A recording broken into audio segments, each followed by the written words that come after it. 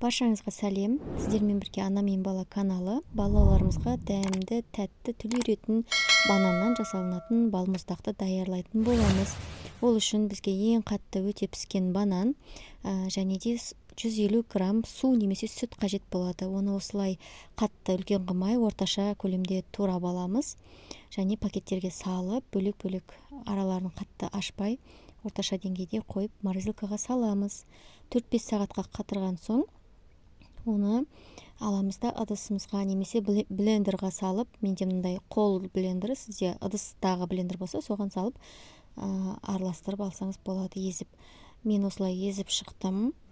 Жақсылап езіп, біркелкі массаға келеді, пюре массасына. Бұны қатырып, бұдан кейін бұл қатты емес, не сұйық емес, орташа деңгейде болып. Құрылымы сметана сияқты, қаймақ сияқты болады. Біз соны солай жегенді жөн көрдік, қиылмалы балмұздақ секілді. Ал сіздер оны қатырып жегілеріңіз келсе, тағы да морозилкаға салып, кішкене қатырсаңыз, қоюлатсаңыз болады. Бананның пайдасын айта кетейін, айтпақшы, подписка жасаңыз, қоңыраушаны басыңыз. Менде өте пайдалы әлі де видеолар болады. Иншалла, психология, сұлулық тақырыбы, денсаулық тақырыбында осындай тағамдар, бүкіл ана мен бала қатысты тақырыптарды қозғайтын боламын. Маған жазылып, тіркеліп қойыңыздар және лайк басыңыздар, таратыңыздар.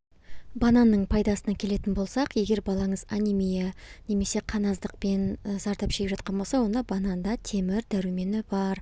Ол өте пайдалы. Және B6, B6, B1, B2 витаминдері де бар, калий, кальций бар. Ешқандай қансыз табиғи өнімнен жасалған балмұздағымыз дайын болды. Балаларым өте сүйсініп, тез жеп қойды. Менде 2 килограмм бананнан 300 миллиграммдық ыдыстан 8 ыдыс шықты балмұздақ. Дәмді болды. Жақсы, сау болыңыздар.